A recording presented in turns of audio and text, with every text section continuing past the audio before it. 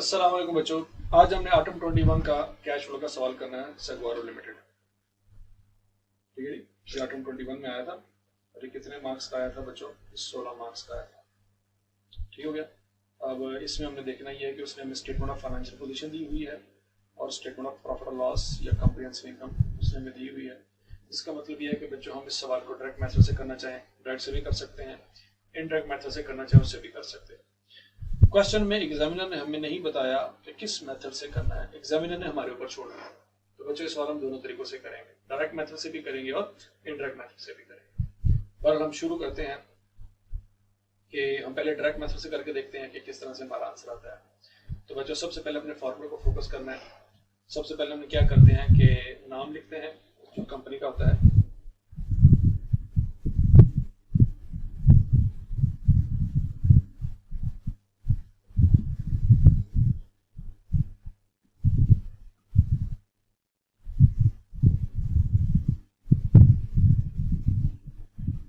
Statement of cash flows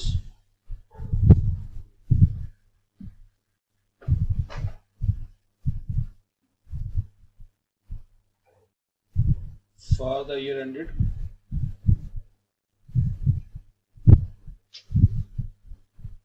June 30, 2021।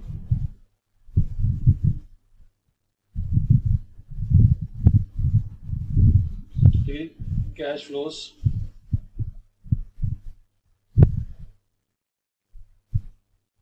From operating activities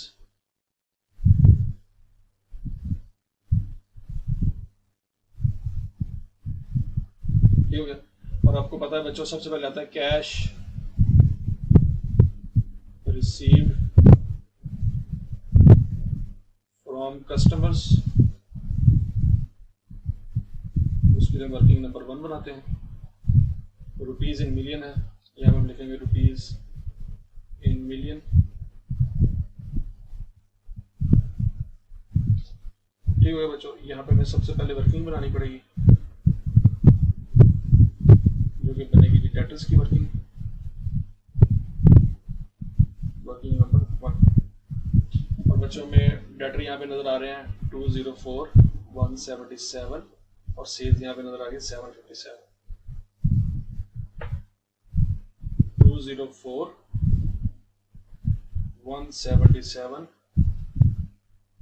यहाँ पे sales नजर आ रही है कितनी जी? 757। ठीक है, ये हम लिखेंगे। लेकिन बच्चों जिस तरह से मैंने आपको बताया है कि अगर आपको यहाँ पे डेटर दिए जाएं और उसके साथ कोई इंफॉर्मेशन ना हो तो बात आपने याद रखनी चाहिए से कि बाय डिफॉल्ट ये नेट होते हैं। अब हमने देखना ये है कि क्या इसके साथ प्रोविजन की कोई इंफॉर्मेशन है। तो उसके लिए बच्चों सबसे बेहतरीन काम ये है कि सारा सवाल शुरू करने से पहले, वर्किंग शुरू करने से पहले आपने अदर इन्फॉर्मेशन या एडिशनल इन्फॉर्मेशन जो होती है उसको पढ़ लेना है। तो आपको आइडिया हो जाएगा कि इसमें कोई मसला मसाइल है कि नहीं। फॉर एग्जाम्पल पहला पॉइंट पढ़ते हैं। यहाँ पे बात हुई है डिक्लेयर्ड फाइनल डिविडेंड की, ये जाएगा रिटेन अर्निंग में। और फिर उसके बाद आ रहा है g 20 million share were issued, ये जाएगा शेयर कैपिटल में। Insurance claim was related to plant and machinery, ये जाएगा इन्वेस्टिंग एक्टिविटी में। और उसके बाद है डिस्पोज ऑफ इक्विपमेंट, ये property plant equipment investing activity में। और current portion of long term loan include accrued interest of 5 million and 1 million respectively, ये बच्चों जाएगा फाइनेंसिंग एक्टिविटी में। और trade payable include amount of 14 million payable against capital work in progress, ये भी operating activity में जाएगा। ठीक हो गई। इसका मतलब बच्चों हमने सारे पॉइंट पढ़ लिए, प्रोविजन की कोई बात नहीं हुई। और अगर बच्चों प्रोविजन की कोई बात नहीं हुई तो इसका मतलब ये है कि नेट भी यही है, ग्रॉस भी यही है, क्योंकि प्रोविजन 0 है, साल के शुरू की भी साल के एंड की भी। तो बच्चों हम सीधा सीधा ये सारी वर्किंग जो हम कर रहे थे कर करा के हम यहाँ से क्या निकाल सकते हैं? कैश निकाल सकते हैं। ठीक है जी बच्चों, आपके पास होना चाहिए कैलकुलेटर। आराम से हम 204 प्लस 757 माइनस 177 करेंगे, हमारे पास 784 आंसर आ जाएगा कैश का, 784 मिलियन। ठीक हो गया जी। अब उसके बाद बच्चों दूसरी जो वर्किंग होती है वो होती है cash paid to suppliers, working number 2 होती है। बच्चों जो वर्किंग नंबर 2 है ना, ये दो बनेगी, एक क्रेडिटर्स की वर्किंग नंबर 2 बनेगी और एक बनेगी हमारी इसकी जी स्टॉक की। ठीक, ब्रॉड डाउन और कैरी डाउन लिखेंगे बच्चों। ब्रॉड डाउन हम क्रेडिटर जो यूज करेंगे 130 और 180। यहाँ पे 130 तो बच्चों यूज करेंगे, लेकिन जो 180 है उसमें गड़बड़ है। जैसे कि उसने सवाल में बताया है, पॉइंट नंबर 6 देखें, trade payable include an amount of 14 million payable against capital work in progress. Closing trade payable की बात हो रही है, तो उसमें 14 मिलियन शामिल है, लेकिन वो ट्रेड पेबल से रिलेटेड नहीं है, वो कैपिटल वर्क इन प्रोग्रेस से रिलेटेड है। और बच्चों कैपिटल वर्क इन प्रोग्रेस जो है वो साल के एंड पे है, ओपनिंग में तो था ही नहीं। कैपिटल वर्क इन प्रोग्रेस क्या होता है, बोरिंग कॉस्ट आपने पड़ी हुई है, मतलब हमने वो बिल्डिंग की कंस्ट्रक्शन शुरू की है, वो कंस्ट्रक्शन साल के शुरू में नहीं थी, मिड में कहीं पे शुरू की है, साल के एंड पे 84 मिलियन की बिल्डिंग बन चुकी है, इसमें कुछ पैसे अभी पेंडिंग, अभी हमने पे नहीं किए। तो बच्चों ये याद रखिएगा कि ये वाली वर्किंग हमने यहाँ पे देखी है। तो इसका मतलब ये हुआ कि सवाल में जो 180 मिलियन है उसमें 14 मिलियन जो है ना वो ट्रेड पेबल के अलावा बाकी लोगों का शामिल है, वो यहाँ पे शामिल नहीं होना चाहिए। बच्चों उसको निकाल देंगे, 180 में से 14 मिलियन माइनस कर देंगे, या तो 166 मिलियन। ठीक हो गया, एक तो ये बात हमें याद रखनी है। और बच्चों पहली दफा ऐसा हुआ है कि आई कैप ने क्वेश्चन में हमें एडवांस टू सप्लायर भी दे दिया है बैलेंस शीट में। एडवांस टू सप्लायर का मतलब क्या है कि हमने जो गुड्स परचेज करनी होती है उसकी हमने एडवांस बुकिंग करवाई हुई है, मतलब हमने एडवांस में पैसे पकड़ाए हुए हैं। ये हमारा एसेट है क्योंकि एसेट साइड पे आ रहा है। तो बच्चों इसका ब्रॉड डाउन कैड डाउन भी इसी अकाउंट में हम लिखेंगे, ट्रेड पेबल के अकाउंट में, लेकिन ये एसेट साइड पे आ जाएगा। फॉर एग्जांपल ये ब्रॉड डाउन इधर आ जाएगा और ये कैड डाउन इधर आ जाएगा।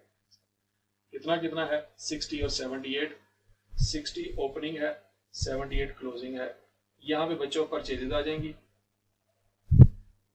और यहाँ से कैश निकल आएगा। ये हमारी मेन फिगर ये वाली है। अब परचेजेज निकालने के लिए हमें क्या करना है, हमें stock, opening stock, closing stock लिखना है, कॉस्ट ऑफ सेल लिखनी है, यहाँ से परचेज निकलाएंगे। ये तो अच्छी तरह से बाबू क्लियर हो जाना चाहिए, इतने सॉल्व नहीं किए। तो बच्चों ओपनिंग स्टॉक हमें 245 गिवन है और 274 गिवन है। 245 274, ठीक हो गया जी। और कॉस्ट ऑफ सेल बच्चों गिवन है हमारे पास 485।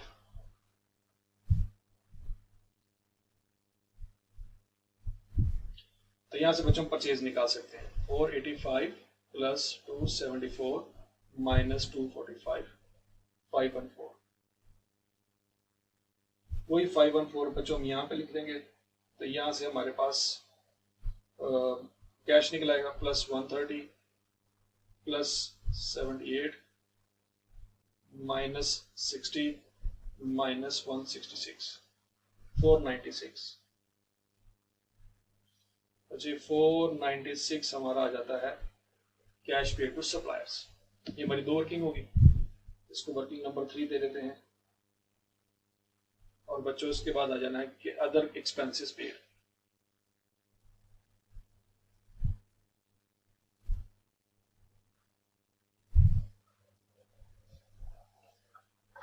ये वर्किंग नंबर 4 में हम यहाँ पे रिकॉर्ड करेंगे।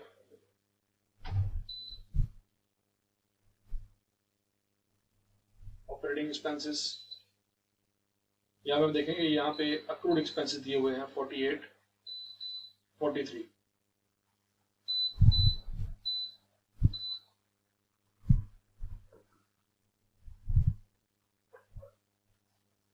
यहाँ पे प्री पेमेंट्स नहीं दी हुई, सिर्फ अक्रूड एक्सपेंसेस दिए हुए हैं। तो बच्चों अक्रूड एक्सपेंसेस यहाँ पे लिखेंगे हम, brought down, carry down 43 and 48।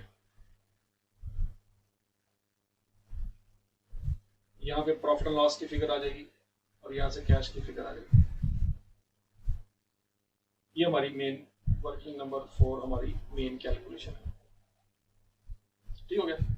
अब बच्चों आपको पता है कि operating expense profit and loss में जो दिए गए हैं 310 के हैं, लेकिन इसमें डेप्रिसिएशन डेफिनेटली शामिल होगी। वो डेप्रिसिएशन शामिल नहीं होनी चाहिए क्योंकि वो नॉन कैश आइटम है। जो डेप्रिसिएशन की वर्किंग के लिए हमें क्या करना पड़ेगा, ऑपरेटिंग फिक्स एसेट और अक्यूमुलेटेड डेप्रिसिएशन के अकाउंट भी बनाने पड़ेंगे। तो बच्चों वो भी हम बना लेते हैं।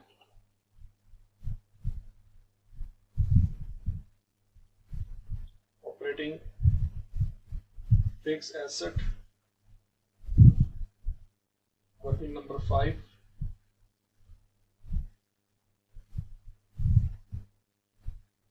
और accumulated depreciation working number 6।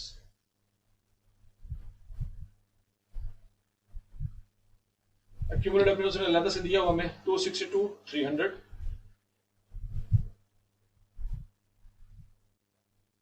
Operating fix asset 848 820,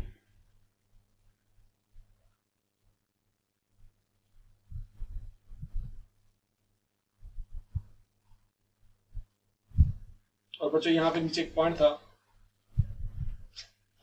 point number 3 नहीं point number 4, during the year SL disposed of equipment having cost and net book value of 75 million and 35 million respectively.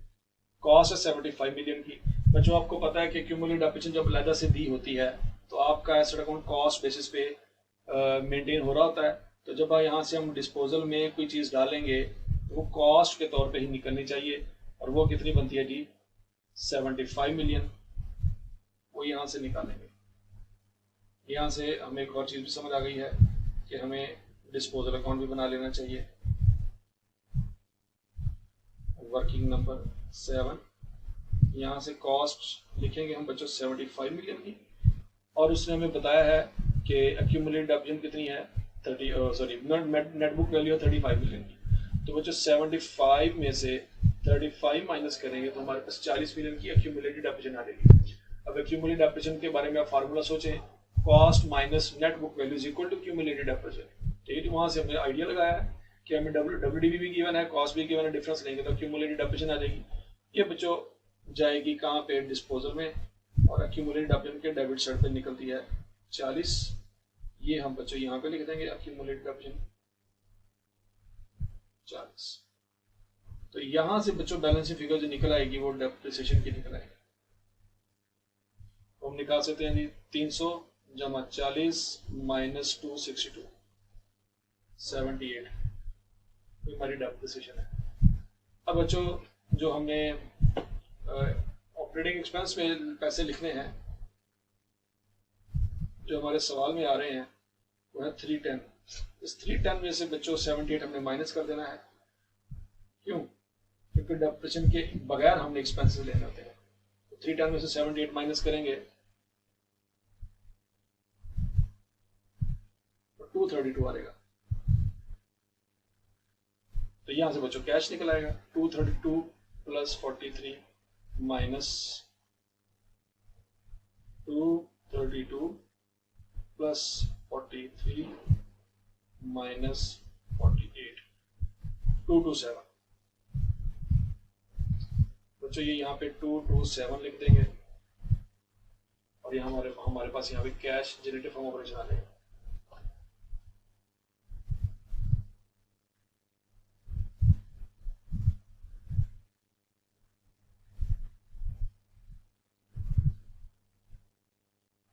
ठीक है, ये इतना आसान सा काम था। 784 माइनस 496 माइनस 227 61 हमारे पास आते हैं जी कैश जनरेटेड फ्रॉम ऑपरेशन। उसके बाद बच्चों यहाँ पे आपको पता है इंटरेस्ट पेड आना है और टैक्स पेड आना है।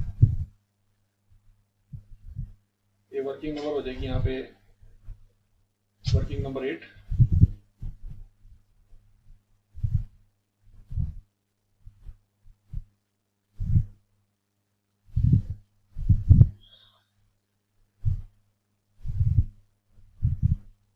हमें बच्चों इंटरेस्ट की कैलकुलेशन करनी है, तो हमें सबसे पहले क्वेश्चन में जो देखना है ना वो ये है कि लॉस बिफोर इंटरेस्ट दिया हुआ हमें जो रिटेन अर्निंग में जाता है ना वो जाता है लॉस आफ्टर इंटरेस्ट। ये माइनस होगा, आएगा लॉस आफ्टर इंटरेस्ट या बिफोर टैक्स।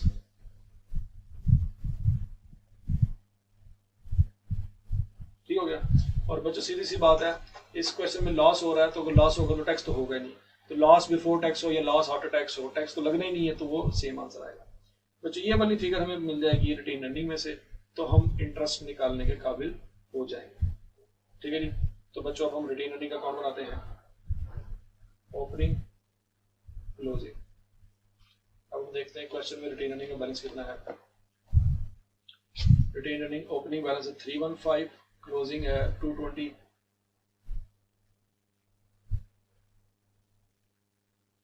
यहाँ पे बच्चों डिविडेंड आ जाएंगे और यहाँ से लॉस भी साइड पे आ जाएगा, प्रॉफिट उस साइड पे आता है लेकिन लॉस इधर आ जाएगा। ठीक हो गया। अब हम देखते हैं कि डिविडेंड की बात हुई थी यहाँ पे कुछ। Asset declared A final dividend of 10% on 30 September 2020 which was paid in December 2020। Declare भी हुआ है, पे भी हुआ है। तो बच्चों रिटेन अर्निंग में डिक्लेयर डिविडेंड जाते हैं, पेड नहीं जाते। पेड जाते हैं डिविडेंड पेएबल वाले अकाउंट। ठीक हो गया। तो बहरहाल ये 2020 में हमने डिविडेंड डिक्लेयर किया है। 20 million share were issued in May 21। यहाँ से बच्चों ये दो लाइनें पढ़ने के बाद हमें आइडिया हुआ है कि डिविडेंड हमने पहले डिक्लेयर किए हैं, शेयर हमने बाद में इशू किए हैं। तो इसका मतलब है डिविडेंड फिर ओपनिंग बैलेंस पे इशू हुए होंगे। 500 का 10% लिया होगा, तो 500 का 10% बनता है 50। डिविडेंड मेरे बनते हैं 50। बाकी जो डिफरेंस होगा वो लॉस का होगा। तो बच्चों वो निकाल लेते हैं 315 माइनस 50 माइनस 220। तो बच्चों लॉस जो मेरा निकलता है ना वो डेबिट साइड पे निकलता है 45 का। तो ये बच्चों हम यहां पे लिखेंगे लॉस आफ्टर इंटरेस्ट 45 का है। इंटरेस्ट या इस तरह से कर लेते हैं loss before interest, loss before interest जो हमें क्वेश्चन में गिवन है वो कितना है 21।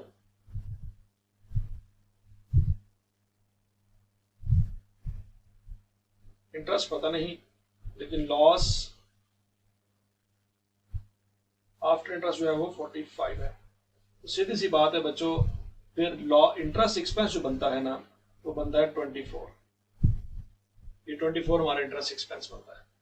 अब हमें इंटरेस्ट एक्सपेंस नहीं चाहिए, हमें इंटरेस्ट पेड चाहिए। ये इंटरेस्ट एक्सपेंस निकला है। इसके बाद बच्चों हम अक्रूड इंटरेस्ट की वर्किंग करेंगे, वर्किंग नंबर 9। अक्रूड इंटरेस्ट के बारे में उसने बताया था कि current portion of long term loan के अंदर वो शामिल है 5 मिलियन और 1 मिलियन। तो बच्चों करंट पोर्शन भी हमें अलग अलग करना पड़ेगा, ब्रॉड डाउन अलग और कैरेड अलग। करंट पोर्शन जो उसने सवाल में हमें दिया है वो गलत है, उसको ठीक करेंगे। करंट पोर्शन जो सवाल में दिया है बच्चों वो 40 है और 43 है। ये लिखेंगे 40 43। और अक्रूड इंटरेस्ट सवाल के शुरू में कितना है 5 और 1। जो 5 यहां से माइनस होना है, सॉरी 1 5 यहां से माइनस होना है और 1 यहां से माइनस होना है। तो करेक्ट पोर्शन आ जाएगा, क्योंकि बैलेंस शीट में जो है वो गलत है, उसको हम ठीक करेंगे। तो जो करेक्ट पोर्शन आ जाएगा 39 और यहाँ पे भी आ जाएगा 38। ठीक हो गया। हमने अक्रूड इंटरेस्ट को अलग कर लिया, उसका हम अकाउंट बना लेते हैं बच्चों। यहाँ पे आ जाएगा 1 मिलियन और यहाँ पे आ जाएगा 5 मिलियन। और जो interest expense from profit and loss बनता है वो 24 मिलियन बनता है, वो इधर आ जाएगा। और वो जो कैश पे किया वो यहाँ से निकल आएगा। तो 24 प्लस 1 माइनस 5, 20 का हमने इंटरेस्ट पे किया है। तो ये वाली फिगर जो है वर्किंग नंबर 9 के पॉइंट ऑफ व्यू से हम यहाँ पे लिखेंगे 20 का हमने इंटरेस्ट पे किया है। बच्चों टैक्स पेड कोई नहीं है क्वेश्चन में, क्यों? क्योंकि लॉस हुआ है, तो लॉस में तो इंटरेस्ट होता ही नहीं है। तो बच्चों यहाँ से हमारा सीधा सीधा आंसर आ जाएगा कैश इनफ्लोज फ्रॉम ऑपरेटिंग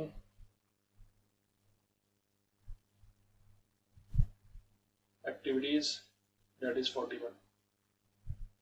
ठीक हो गया जी। ये बच्चों हमारा मेन पॉइंट था। अब हम इंशाल्लाह अगला करेंगे जी कैश फ्लोज फ्रॉम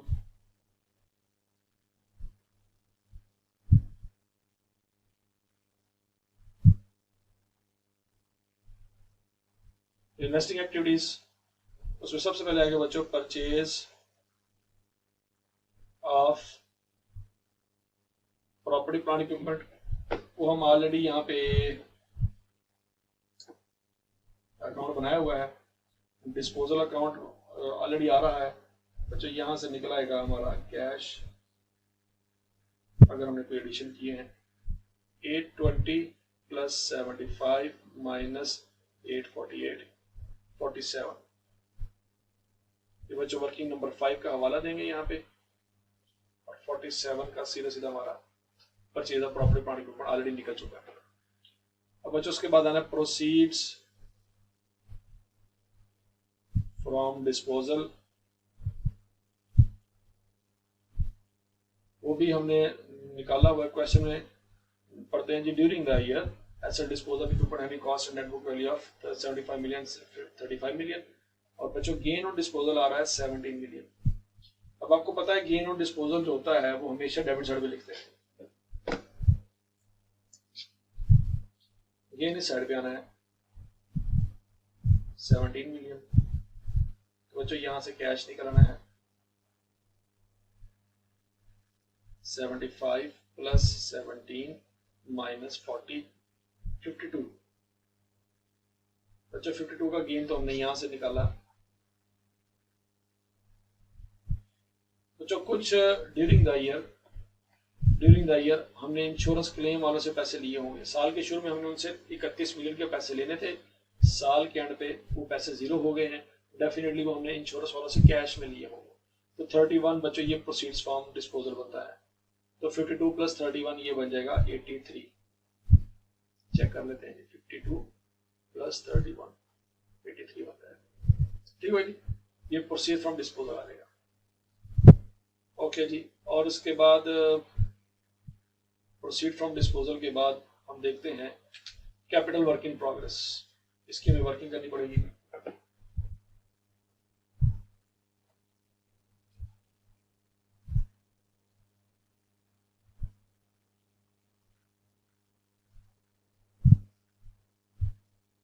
जो ब्रॉट डाउन 0 था,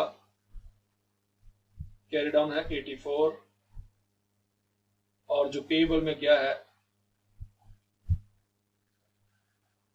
वो 14 मिलियन है। जो कैश में पे किया होगा वो यहां से निकल आएगा। ये 14 मिलियन कहां से आया बच्चों? पॉइंट नंबर 6 याद करें, अभी हमने किया है। Trade payable include an amount of 14 million payable against capital work in progress. मतलब 14 मिलियन का काम किया होगा लेकिन पैसे नहीं दिए होंगे, तो 14 मिलियन हमारा उधार है। तो इसका मतलब 84 मिलियन का काम किया है, 14 मिलियन उधार है, तो फिर कितना कैश पे किया होगा? 70 मिलियन हमने कैश पे किया होगा। ये वर्किंग नंबर बच्चों 10 हो जाएगी। ठीक है जी। तो यहाँ पे हम लिखेंगे जी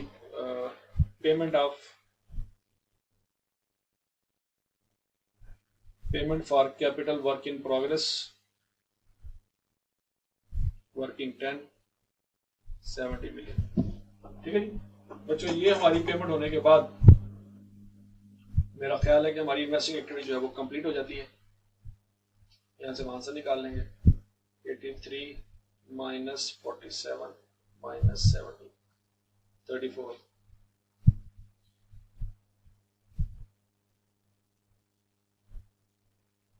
ठीक हो गया। ये बच्चों हमारे पास आ जाएगा cash used in investing activities.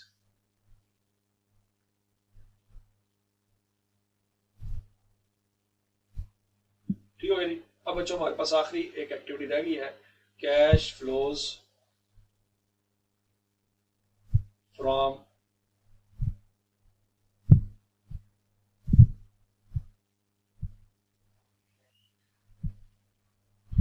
Financing activities. बच्चों यहाँ पे आ जाएगा परचेज या proceeds from issue of share,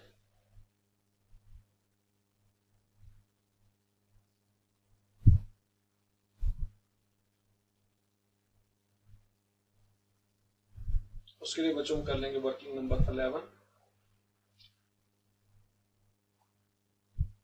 बच्चों अब हमें इश्यू ऑफ शेयर कैपिटल का भी अकाउंट बनाना पड़ेगा। यहाँ पे share capital and discount brought down carry down. तो जो सवाल में देखते हैं, ओपनिंग शेयर कैपिटल है 500 का, क्लोजिंग है 700 का। 500 700, अच्छा जी। लेकिन शेयर डिस्काउंट है 40 का और ये माइनस में लिखा हुआ है। इसका मतलब ये है बच्चों कि हमने शेयर इशू किए होंगे लेकिन 10 रुपए के हिसाब से इशू नहीं किए होंगे, सस्ते इशू किए होंगे, तो हमें डिस्काउंट देना पड़ा होगा। तो डिस्काउंट जो है हमारे शेयर कैपिटल में से माइनस हो रहा है। मतलब अगर हमने महंगा बेचा होता तो शेयर प्रीमियम होता, शेयर प्रीमियम होता तो शेयर कैपिटल में जमा होता। हमने महंगा बेचने की वजह सस्ता बेचा है, इसलिए शेयर डिस्काउंट आई के अपने सवाल में हमें दिया हुआ 40 का। तो बच्चों जब हम इसको लिखेंगे शेयर डिस्काउंट को, तो उसका कैरी डाउन आएगा अपोजिट साइड पे, क्योंकि उसकी नेचर डेबिट है, तो 40 यहाँ पे आएगा। ये शेयर डिस्काउंट है, ठीक हो गया। तो यहां से बच्चों हमारे पास फिगर आ जाएगी कि हमने ड्यूरिंग द ईयर कितना कैश कमाया है। 700 माइनस 500 माइनस 40, 160। बच्चों इस तरीके से भी हम क्लियर कर सकते हैं। अगर हम क्वेश्चन देखें तो बताया गया है क्वेश्चन में कि 20 मिलियन शेयर इशू किए हैं। अब 20 मिलियन शेयर इशू किए हैं इंटू 10 करें ना, तो 200 मिलियन से आपके शेयर कैपिटल में इजाफा होना चाहिए, जो कि इजाफा वाकई हुआ है। 500 से हम कहां पे चले गए, 700 पे। 200 मिलियन का इजाफा हुआ तो है, लेकिन बच्चों 200 मिलियन कैश नहीं मिला हमें। क्यों? क्योंकि हम शेयर डिस्काउंट साल के शुरू में नहीं था, एंड पे है। मतलब हमें वो जो शेयर हमने जो बेचा है वो सस्ता बेचा है, 10 रुपए पे नहीं बेचा हमने, 8 रुपए पे बेचा होगा, ठीक हो गया। तो बच्चों 40 का हमें नुकसान हुआ है। तो इसका मतलब ये हुआ कि ये हमें जो शेयर मिले होंगे वो 20 मिलियन इंटू 8 रुपए के हिसाब से हमें कैश मिला होगा, ठीक है, 10 रुपए के हिसाब से नहीं मिला होगा। तो बहरहाल हमने तो कैश लिखना है कि कितना कैश हमें आया, तो वो बच्चों आया है कितना, 160 मिलियन। अच्छा, अब उसके बाद आता है डिविडेंड पेड।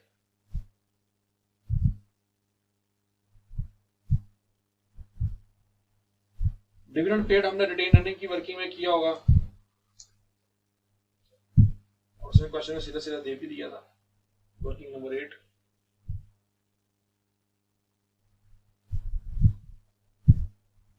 $50 मिलियन बच्चों हम यहाँ पे माइनस करेंगे। और उसके बाद आएगा जी payment of long term loan. Payment of long term loan में बच्चों हमें फिर इसका मतलब ये है कि हमें लॉन्ग टर्म लोन का अकाउंट बनाना पड़ेगा।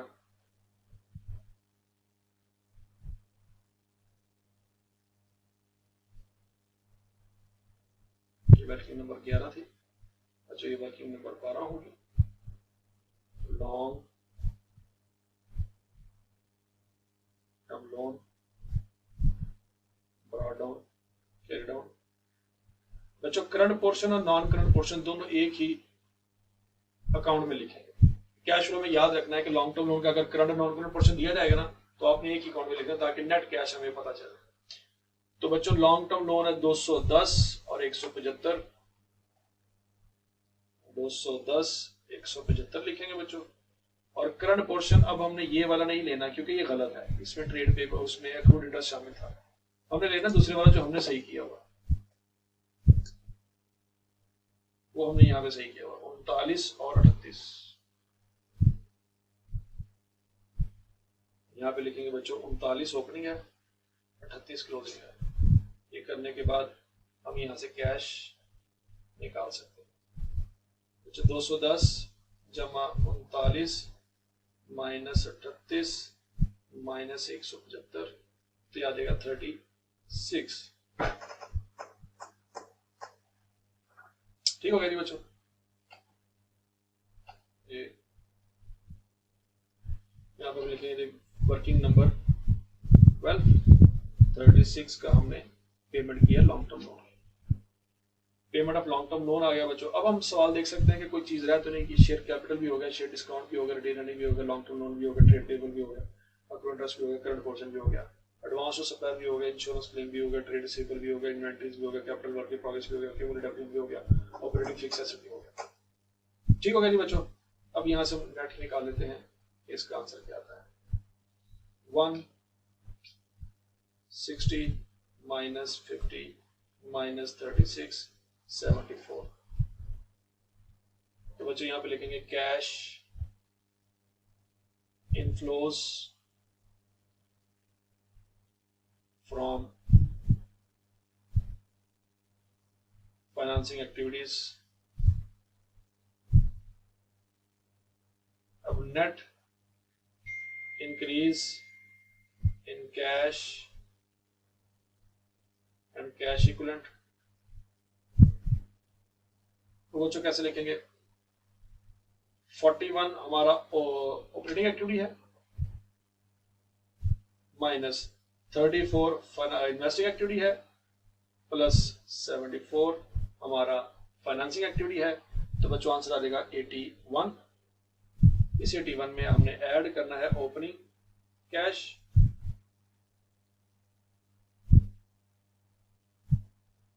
And cash equivalent. वो सवाल में बच्चों कितना है 112।